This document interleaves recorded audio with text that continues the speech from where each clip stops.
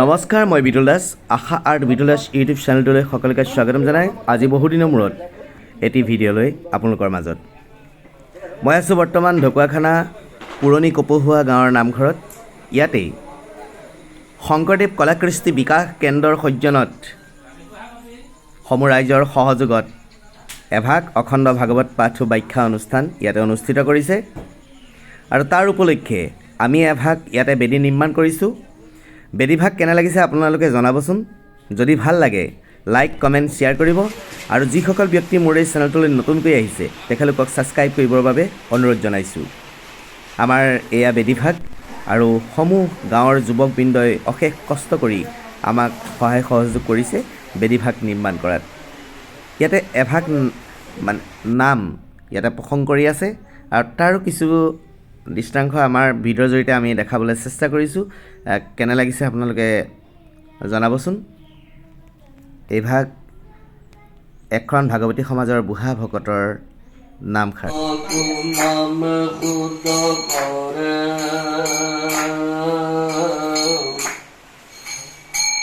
জয় বলে জয় ধনী করে দিতু মরে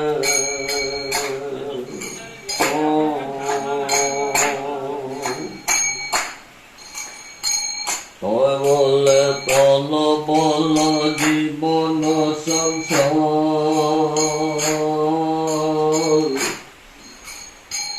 তয় বলে তো কম কবাইয়া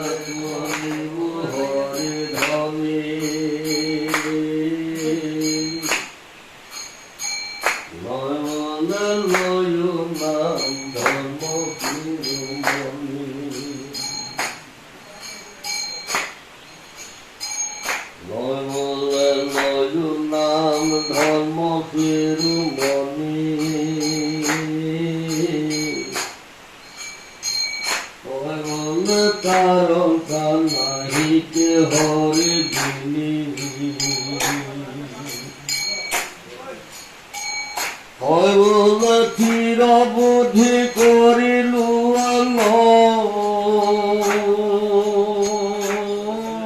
এয়া যুৱকবৃন্দৰ অশেষ কষ্টৰ ফল। ইয়াতে সমূহ যুৱক পুৰণি কপহুৱা গাঁৱৰ সমূহ যুৱকে যি কষ্ট কৰিছে আমি সঁচাই আনন্দিত আৰু আমি ধন্যবাদ জ্ঞাপন কৰিছোঁ। তেখেতলোকে আগন্তুক দিনত ইয়াতকৈও আৰু কষ্ট স্বীকাৰ কৰি আৰু সুন্দৰ পৰিৱেশেৰে গঢ় দি আমাৰ ধৰ্ম যি ভাগৱত অখণ্ড ভাগৱত পাঠ ব্যাখ্যা অনুষ্ঠান এই অনুষ্ঠানটি আগবঢ়াই যোৱাত সমূহ যুৱকবৃন্দই আগবঢ়াব বুলি আমি আশাবাদী। ওৰে ৰাতি কষ্টৰ শেষত এইখনেই সেয়া মহাবৈকুণ্ঠ ভাগৱতৰ বেদী সম্পূৰ্ণ কৰা হ'ল আৰু আমাৰ ইয়াত আৰু যুৱকদ্বয় আছে। গাঁৱৰ যি যুৱকদ্বয় তেখেতলোকে ৰাতি টোপনি ক্ষতি কৰি যি গছ লতা তৰুতৃণ ইত্যাদি আনি আমাৰ এই গোটেই নামঘৰ ভাগ পবিত্ৰ স্থানকণ এটি সুন্দৰ ৰূপ দিয়াত যি সহায় কৰিলে তেখেতলোকক আমি বাৰে বাৰে তেওঁলোকক আমি তেওঁলোকৰ কৃতজ্ঞতা স্বীকাৰ কৰিছোঁ। আৰু আমাৰ এয়া এই যুৱকদ্বয় দেখিছে নহয়, ওৰে ৰাতি কষ্ট কৰি টোপনি ক্ষতি কৰিও এতিয়াও কামত ব্যস্ততা ব্যস্ত, ইমানেই কাম ভাল পাইছে তেখেতলোকে। নমস্কাৰ আৰু এই আমাৰ দেখিছে নহয় সুন্দৰ এটা পৰিৱেশ তেওঁলোকে গঢ় দিছে। ধন্যবাদ সকলোলৈকে। আৰু অৱশেষত আমি আহি শেষ পৰ্যায়ত উপনীত হৈছোঁহি। আমাৰ ইয়াতে মাজুলী জিলাৰ এজন বুঢ়া ভকত নন্দেশ্বৰ হাজৰিকা, তেওঁ আমাৰ ইয়াতে ভাগৱত পাঠ ব্যাখ্যা প্ৰথম আৰম্ভণি কৰিছে। বলক আমি তাৰ কিছু মানে মহাভক্তিটো শ্ৰৱণ কীৰ্তন সেইজন নাৰায়ণৰ নাম হয়। আপুনি শ্ৰৱণ কৰক, নহয় কীৰ্তন কৰক। কীৰ্তন কৰে যিটো আছে গতিকে শ্ৰৱণ কীৰ্তন বুলি কৈছে।